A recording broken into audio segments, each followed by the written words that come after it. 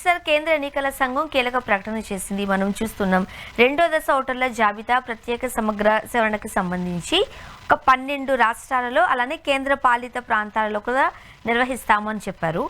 అంటే బీహార్లో ఈ పద్ధతికి సంబంధించి చాలా ఇష్యూ అయ్యింది. సుప్రీంకోర్టు మొట్టికాయలు వేసింది, విచారణ అన్నారు.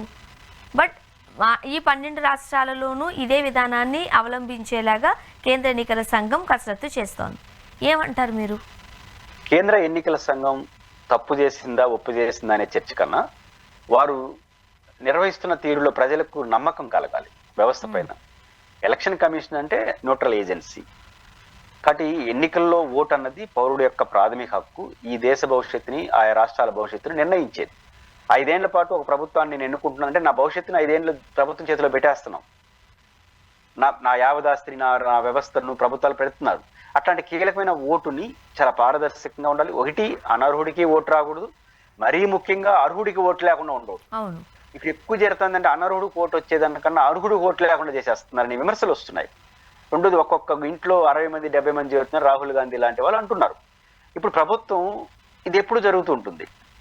ఇప్పుడు బీహార్లో చాలా మంది ఉద్దేశపూర్వకంగా తొలగించారని ఒక విమర్శలు వచ్చినాయి. అంటే ప్రధానంగా స్వర్ణ గారు, అదనంగా ఒక దొంగ ఓటు ఉన్న దానికన్నా నిజమైన అర్హుడికి ఓటు లేకపోవడం చాలా ప్రమాదం. ఇప్పుడు ఉదాహరణకు ఒక దొంగ ఓటుతో ఆడ వెళ్ళారనుకోండి, ఆధార్ కార్డు లేదా ఎలక్షన్ కార్డు చూపించి అవునో కాదో తేల్చేదానికి ఒక ఎలక్షన్ ఏజెంట్లు ఉంటారు. కానీ అర్హుడికి ఓటు లేకపోతే వాడు ఎవడికి చెప్పుకోవాలి? ఇది చాలా ప్రమాదం కదా. కాబట్టి అర్హుడికి ఓటు తొలగించే ప్రక్రియ ఎందుకు తొలగిస్తున్నారు? స్వర్ణ గారు నాకు ఓటేరు నాకు తెలుసు కాబట్టి నేను తొలగించేస్తాను, నేను ఎవరికి చెప్పుకోవాలి మీరు? కాబట్టి ఇట్లాంటి అర్హుడికి తొలగించే ప్రక్రియ ఏదైతే ఉందో అది ప్రమాదకరం. దాన్ని కేంద్ర ప్రభుత్వం బీహార్ ఎన్నికలో కొన్ని జరిగిన ఆరోపణలు మళ్ళీ ఆలోచన చేసింది. కానీ ఎలక్షన్ కమిషన్ చేయాల్సింది ఒక ఓటర్ని తొలగించేటప్పుడు 10 సార్లు విచారణ చేయాలి. చేర్చుకునేటప్పుడు కన్నా తొలగించేటప్పుడు, ఎందుకంటే ఓటు హక్కు ప్రాథమిక హక్కు అవుతుంది. దాన్ని తొలగిస్తే పద్ధతిగా చేయండి అని ఎలక్షన్ కమిషన్ చెప్పింది, సుప్రీంకోర్టు చెప్పింది. ఆ పద్ధతులు పాటించలేదండి. ఆ పద్ధతులు పాటించిన అధికారులపైన సీరియస్ యాక్షన్ తీసుకోవాలి. అదేవిధంగా ఎలక్షన్ కమిషన్ కూడా రివ్యూస్ని యాక్సెప్ట్ చేయాలి. చేయకపోతే ఏమవుతుంది, రేపు ఆడా జరుగుతుంది, రేపు ఇంకోటి అని అనుమానాలు ఎక్కువ వచ్చేస్తాయి. పారదర్శకంగా చేయాల్సిన వ్యవస్థ చేయకపోతే అనుమానాలు ఎక్కువ అవుతాయి. అనుమానాలతో ఏమవుతుంది, ప్రజాస్వామ్యం కుప్పకూలిపోతుంది. కాబట్టి పోటీ చేసే వాళ్ళకి, ఓట్లు వేసే వాళ్ళకి వ్యవస్థ ఎన్నికల సిస్టమ్ మీద అపనమ్మకం వచ్చేస్తే ఇంక వ్యవస్థ మీద ఏమో నమ్మకం ఉంటుంది. ఖచ్చితంగా కేంద్ర ఎన్నికల కమిషన్ వ్యవహరించిన తీరు బాగలేదు. ఇప్పుడు మీరు ఏదైతే చెప్పారో ఈ సార్కి సంబంధించి, అంటే ఎవరైతే ఓటు వేయడానికి అర్హులు ఉన్నారో వాళ్ళందరికీ తమ ఓటు హక్కు వినియోగించుకునే రైట్ ఉంది, అది అమలు కావాలి. కానీ ఇక్కడ దొంగ ఓట్లకు చెక్ పెట్టడానికి బదులు రాజకీయ పార్టీలు చొరవ ఎక్కువైపోతుంది. దానికి సంబంధించి కాస్త మతలబులు జరుగుతున్నాయి. ఈ సార్ అనే విధానం ఏదైతే ఉందో దాన్ని సరిగ్గా సక్రమంగా అవలంబించగలుగుతున్నారా లేదా అనేది ఇప్పుడు క్వశ్చన్ మార్క్. కానీ నిజంగానే అలా పారదర్శకంగా అమలవుతుందని అనుకుంటున్నారా మీరు? జరుగుతుందా? బేసిక్గా పారదర్శకంగా అమలయ్యేదానికన్నా పారదర్శకంగా అమలవుతున్న నమ్మకం మీకు నాకు కలగాలి. ఇది చాలా ఇంపార్టెంట్ ప్రజాస్వామ్యం. మన పారదర్శకం ఉండడం వరకే కాదు, నాకున్న ప్రతి అనుమానాన్ని మీకున్న ప్రతి అనుమానాన్ని నివృత్తి చేయాలి. ఇప్పుడు సార్ విధానం ఏదైతే ఉండిందో అది ఎంతవరకు అమలవుతుంది, దాంట్లో ట్రాన్స్పరెన్సీ ఏంటి అనేది ఇప్పుడు బిగ్ క్వశ్చన్ మార్క్ అయిపోయింది. ప్రధానంగా విశ్వాసాన్ని కల్పించడం ఎలక్షన్ కమిషన్ విఫలమవుతోంది. మీకు ఈవీఎంల ట్యాంపరింగ్ ఇష్యూ వచ్చింది. ఈవీఎంలో ట్యాంపరింగ్ జరిగిందా లేదా రెండో ప్రశ్న. కానీ వచ్చిన ఆరోపణలు నివృత్తి చేసిన పద్ధతి అదేనా? ఈవీ ఫ్యాట్ 40 రోజులు ఉండాలనుకుంటే 20 రోజులు కాల్ చేయడం ఏంటి, ఎరైజ్ చేయడం ఏంటి, బ్యాటరీలో ఎక్కువ ఛార్జింగ్ ఉంది అంటే క్వశ్చన్స్ వచ్చినప్పుడు ఆన్సర్ అనేది నా ప్రశ్నకి సమాధానమే కాకుండా ఎలక్షన్ కమిషన్ చాలా సీరియస్గా ఉందన్న నమ్మకం మీకు నాకు కలగాలి, ప్రజలకు కల. ఆ కలపడంలో విఫలమైపోతుంది ఎలక్షన్ కమిషన్. దానివల్ల ఏమవుతుంది, అధికారంలో ఉంటే వాడు ఇష్టం వచ్చినట్టు చేసుకుంటాడు అనే. ఇప్పుడు ఎవరు ఈ ఎలక్షన్ ఓటర్లు నమోదు చేసేది? ఉద్యోగస్తులు. ఆ ఉద్యోగస్తులు ఎవరి పరిధిలో ఉంటారు? గవర్నమెంట్, ఏ రాష్ట్ర ప్రభుత్వం ఎవరు ఉంటారు. కాబట్టి ఇట్లాంటి మాల్ ప్రాక్టీస్కి అవకాశం లేకుండా ఉండాలి. తప్పులు జరిగితే ఎలక్షన్ కమిషన్ సీరియస్ అయిపోతుంది అనుకుంటే భయం ఉంటుంది వీళ్ళకి. మీకు గుర్తుంటే టీఎన్ శేషన్ ఒక్కడు దేశంలో గడగలాడించాడు పార్టీలన్నింటినీ. అంటే షార్ప్గా డెసిషన్ వస్తుంది అనుకుంటే భయపడిపోతారు అందరూ. కాబట్టి వ్యవస్థ మంచిదే, దాన్ని లీడ్ చేస్తున్న లీడర్షిప్ మంచి కాకపోవడం వల్ల ఇట్లాంటి సమస్యలు వస్తున్నాయి. ఆ విశ్వాసాన్ని కలిగించడం మాత్రం ఎలక్షన్ కమిషన్ ప్రశ్నలు ఎదుర్కొంటా ఉంది. ఓకే. అండ్ సార్, మనం మాట్లాడుకున్నాం గ్రేటర్ తిరుపతి ఆమోదానికి సంబంధించి ఓకే, ఏం జరగబోతుందని ఇప్పటికైతే ఆమోదం వచ్చేసింది. కాకపోతే ఇక్కడ విషయం ఏంటంటే ఆ క్రెడిట్ మాదంటే మాది అంటూ రెండు పార్టీలు ఒక రకంగా చెప్పాలంటే క్రెడిట్స్ తీసుకుంటున్నాయి. మీరేమంటారు, ఎవరికి ఇవ్వాలి క్రెడిట్స్? ఒక శుభసూచకం, తిరుపతి నగరపాలక సంస్థ దాదాపు మెజారిటీ సభ్యులు ఆమోదించారు. మహానగర ప్రతిపాదన ఆంధ్రప్రదేశ్ ప్రభుత్వం పంపించింది. క్రెడిట్ ఎవరికి?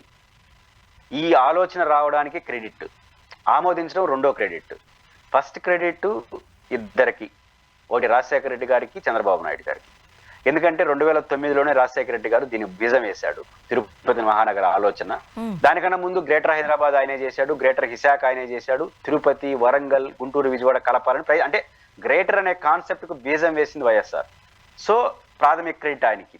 కానీ ఆయన చేసిన, ఆయన రాజకీయ ప్రత్యర్థిగా ఉన్నటువంటి చంద్రబాబు నాయుడు గారు భేషజాలు పోకుండా తిరుపతి అదే ప్రతిపాదన మళ్ళీ తీసుకొచ్చి ప్రభుత్వం ఆదేశించడం అనేది ఖచ్చితంగా credit goes to Chandrababu Naidu గారు. ఇద్దరిని అభినందించాలి. ఇద్దరు భిన్నమైన రాజకీయ అభిప్రాయాలు ఉన్న వాళ్ళు కూడా ఈ విషయంలో. కాబట్టి ఒకటి, ఇప్పుడు క్రెడిట్ ఎవరిది? ఖచ్చితంగా డాక్టర్ శిరీష గారి నాయకత్వంలో ఉన్నటువంటి తిరుపతి నగరపాలక సంస్థ ఆమోదించడంలో నగరపాలక సంస్థ మేయర్గా వారు ఒక మంచి పాత్ర పోషించారు. దాని ప్రాధాన్యతను చక్కగా వివరించారు. రెండు, అక్కడ ఉన్నటువంటి అందరూ కార్పొరేటర్లు తమదిగా భావించి గట్టిగా ప్రయత్నం చేశారు. నెంబర్ 1, డాక్టర్ శిరీష్ గారు మేయర్ గారు ఎందుకు కావాలి నగరపాలక సంబంధంగా సావధానంగా చేసినటువంటి ప్రసంగం, ప్రతిపాదన అనేది ఆమోదానికి మూలం. For well educated person. రెండోది, ఇక్కడ వైఎస్ఆర్ కాంగ్రెస్ పార్టీని కూడా అభినందించాల్సింది ఏంటంటే, తెలుగుదేశం పార్టీ ప్రభుత్వం అధినేత చంద్రబాబు గారు ప్రతిపాదన పెడితే వాళ్ళు పెడితే మేము ఎందుకు చేయాలనకుండా తిరుపతి భవిష్యత్తు దృష్ట్యా వైఎస్ఆర్ కాంగ్రెస్ పార్టీకి సంబంధించిన మేయర్ అయిన డాక్టర్ శిరీష గారు, కార్పొరేటర్లు అయిన వైసీపీ కార్పొరేటర్లు ఉందాక దాన్ని స్వీకరించి ఆమోదించారు. ఇది చాలా అభినందించదు. అందులో భిన్నమైన అభిప్రాయాలు ఉన్న కూడా ఆమోదించడం వల్ల తొందరగా అయిపోతుందని నమ్ముతున్నాం. అట్ ద సేమ్ టైం ఒక చిన్న అనుమానం, తిరుపతి రూరల్, చంద్రగిరిలో అనుమానాలు ఉన్నాయి. మా భవిష్యత్తు ఏంటి, పన్నులు బేరతని, దీన్ని కూడా కంట్రోల్ చేసి వాళ్ళకి ఆమోదించారు. కాబట్టి తెలుగుదేశం వాళ్ళు తొందరపడకూడదు. తెలుగుదేశం పార్టీ అధ్యక్షుడు చంద్రబాబు గారు పెట్టిన ప్రతిపాదనే వైసీపీ మేయరు, కార్పొరేట్లు ఆమోదించిన తర్వాత మీరు సంతోషించాలి. అట్లా కాకుండా మా క్రెడిట్, మా గొప్పతనం అని మీరు పోయి ఫస్ట్ ఒక రకంగా దీన్ని వాయిదా వేయించాలనుకున్నది మీరే. వాయిదా వేయించుకున్న అనుకున్న వాళ్ళు మీరు బాధపడాలి. కాబట్టి క్రెడిట్ చంద్రబాబు గారికి వస్తుంది, రాజశేఖర రెడ్డి గారికి వస్తుంది, డాక్టర్ శిరీష గారి నాయకత్వంలో ఉన్నటువంటి మేయర్, కార్పొరేటర్లకు వస్తుంది, అన్నిటికన్నా మించి తిరుపతి ప్రజలకు వస్తుంది. కాబట్టి క్రెడిట్ కోసం ఆలోచించకుండా మిగిలిన ప్రక్రియను పూర్తి చేసి ఆ మంచి కార్యక్రమాన్ని నిర్వహిస్తే తిరుపతి ప్రజలందరూ సంతోషిస్తారు. ఇంతకీ ఎప్పుడు అవుతుంది సార్? ఎప్పుడు ఎక్స్పెక్ట్ చేయొచ్చు మనం? మోస్ట్లీ ఇంకా అంటే ఒకటి, ప్రభుత్వం ఏం ఆలోచిస్తుంది, ఒకటి తిరుపతి నగరపాలక సంస్థ ఆమోదించేసింది. తిరుపతి రూరల్ కలవాల్సిన మండలం, చంద్రగిరి మండలం, రేణిగుంట మండలం కలవాల్సిన గ్రామాలు ఉన్నాయి కదా, వాళ్ళ ఆమోదం కూడా చేసుకోవాల్సి వస్తుంది. వాళ్ళ ఆమోదం చేసుకున్న తర్వాత ప్రభుత్వం సరిహద్దుల నుంచి మహానగరంగా ఆమోదిస్తారు. నేను అనుకుంటున్నది అమలు అవుతుందని నమ్ముతున్నా. కారణం ఏంటంటే, రాజశేఖర రెడ్డి గారు బీజం వేశారు, ఆయనకు భిన్నమైన రాజకీయ అభిప్రాయాలను చంద్రబాబు గారు యాక్సెప్ట్ చేశాడు. ఈ రెండు, చంద్రబాబు గారి ప్రభుత్వం నాయకత్వం, కూటమి ప్రభుత్వం ఉన్నా కూడా దానికి భిన్నంగా ఉన్నటువంటి వైఎస్ఆర్ కాంగ్రెస్ పార్టీ కార్పొరేటర్లు, మేయర్ డాక్టర్ శిరీష గారు దీన్ని ఆమోదించారు. అంటే భిన్నమైన రాజకీయ నాయకులు తొందరగా అవుతుందని ఆశిస్తున్నాం. కాబట్టి గ్రామాల ప్రజల యొక్క ఆందోళన, పన్నులు పెరుగుతాయని, ఏమవుతుందని భయం ఉంది కదా, ఆ భయాన్ని కూడా పోగొట్టేస్తే చాలా తొందరగా వస్తుంది. తెలుగుదేశం పార్టీ ఇది జరిగింది అనుకోండి, క్రెడిట్ మీకే వస్తుంది. కాబట్టి క్రెడిట్ కోసం పోవద్దండి. క్రెడిట్ ఎట్లా మీకే వస్తుంది, ఎవడు అధికారంలో ఉంటే వాళ్ళకే వస్తుంది.